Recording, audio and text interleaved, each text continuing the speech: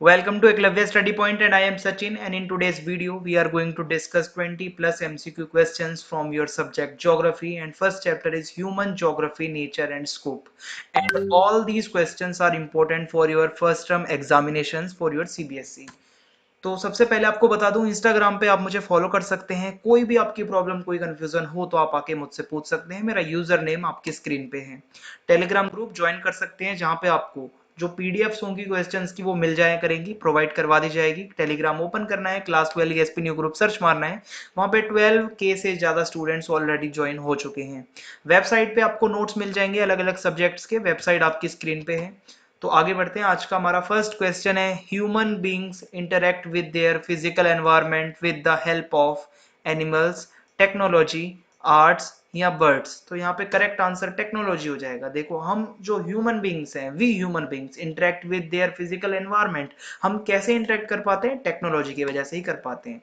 The interaction between primitive human society and strong forces of nature is termed as option A environmental determinism, option B neo-determinism, option C biodeterminism and option D anti-determinism. So correct one is environmental determinism. ठीक है, डेटर्मिनिज्म यानी कि इसके अंदर क्या है आपका कि जो इंटरेक्शन होता है, यानी कि जो ह्यूमन सोसाइटी, ठीक है, जो उस टाइम की थी, और जो नेचर के जो स्ट्रॉन्ग फोर्सेस है, यानी कि जहां पे ह्यूमन डरता था नेचर से, ठीक है, तो उसको हम कहीं ना कहीं कह सकते हैं environmental डेटर्मिनिज्म। Neo-determinism was introduced by option A Marx, option B Griffith Taylor, Sir Griffith Taylor, option C Newton and option D Mahatma Gandhi. So the correct one is Griffith Taylor. ठीक है, नियो डिटर्मिनिज्म जो हम कह सकते हैं, जो एक ये आइडियोलॉजी है, ये किसकी है? ग्रिफिथ टेलर की है, जिसको इन्होंने इंट्रोड्यूस किया। Radical school of thought employed Gandhian theory, humanistic theory, Marxian theory या ऑल दीज। तो रेडिकल स्कूल ऑफ थॉट कहीं ना कहीं मार्क्सियन थ्योरी को कहीं ना कहीं एम्प्लॉयड करता है।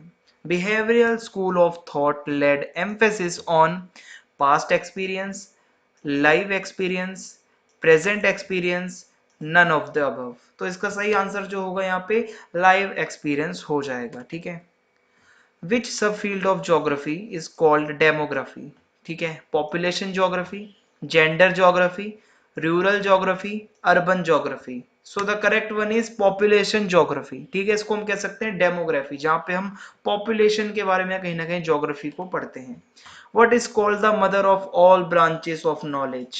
Option A sociology, option B geography, option C history and option D psychology. So obviously we are studying geography, so we can say that geography is mother of all branches of knowledge.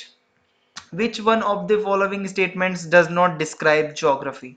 So most important question, option A an integrative discipline, option B study of the interrelationship between humans and environment, option C subjected to dualism, option D non-relevant in the present time due to the development of technology. So option D जो है ये statement गलत है, ये geography को describe नहीं करती है। ये ऐसा कहती है कि ज्योग्राफी आज के टाइम में, प्रेजेंट टाइम में रेलेवेंट नहीं है। ठीक है, तो ये बिल्कुल गलत स्टेटमेंट है।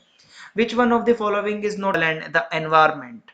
Humans intelligence, peoples perception, technology या ह्यूमन ब्रदरहुड। ठीक है, इसमें से कौन सा है वो? ठीक है, जो मोस्ट इंपोर्टेंट फैक्टर है in the interaction between people and environment. ठीक है, तो इसका सही आंसर आप मुझे कमेंट बॉक्स में बताओगे, इसका सही आंसर क्या होना चाहिए। The next question is to which country does LNC sample belong? India, England, Australia, USA. The correct answer is USA, United States of America. ठीक है। Which geographer out of the following belongs to France? Huntington, Vidal de Lablache, LNC sample या none? तो इसमें से जो Vidal de blush हैं, ठीक है, विडाल डी लाब्लाश हैं, वो फ्रांस से बिलोंग करते हैं। Which branch of geography does not belong to human geography? Population geography, economic geography, physical geography and social geography.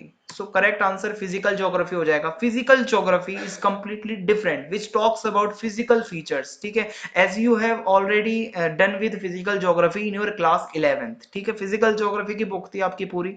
तो इसी तरीके से हम कह सकते हैं कि ह्यूमन ज्योग्राफी की ये फील्ड नहीं है, ब्रांच नहीं है। Which approach was supported by Vidal de Lablache? Determinism, possibilism, humanism, welfare approach. So Vidal de Lablache जो थे उन्होंने पॉसिबिलिज्म कहीं ना कहीं इसकी बात करी थी, ठीक है। Who propose the concept of neo determinism, शायद ये क्वेश्चन अभी हम कर चुके हैं, उसी से रिलेटेड है। Griffith Taylor, sir Griffith Taylor, Vidal de Lablache, Huntington या रीटर। तो नियो डिटर्मिनिज्म की अगर हम बात करें तो इसको जो है ग्रिफिथ टेलर जी ने कहीं ना कहीं इंट्रोड्यूस किया था। Which concept help to discover fire, gravity, friction, DNA या नन। सही आंसर फ्रिक्शन हो जाएगा। इसी से हमें फ्रिक्शन के कॉन्सेप्ट से कहीं ना कहीं हेल्प मिली ह्यूमन को डिस्कवर करने में, किसको, फायर को। Who first use the term geography, Huntington, Vidal de Lablache या एरेटोस्थेनिस या नन। तो इसमें सही आंसर एरेटोस्थेनिस हो जाएगा, इन्होंने पहली बार ज्योग्राफी वर्ड का यूज किया था। हु सेड, एक स्टेटमेंट है यहाँ पे, ठीक है, एक कोट है। Human geography is the synthetic study of relationship between human societies and earth surface. Option A, ये किसका कोट है?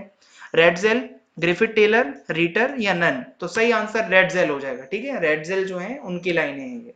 Main feature of early colonial period is the discovery and exploration of new areas. Option B is identifying the uniqueness of any area.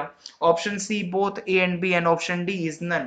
So the correct one is the discovery and exploration of new areas. As we all know, when Britishers came to India, they were very excited to discover the India and explore new areas of India, ठीक है। तो इस तरीके से we can say that early colonial period, यानी कि जब शुरू शुरू में अंग्रेज आए थे तो उनका जो था मेन फीचर यही था कि डिस्कवरी करना, ठीक है, इंडिया की।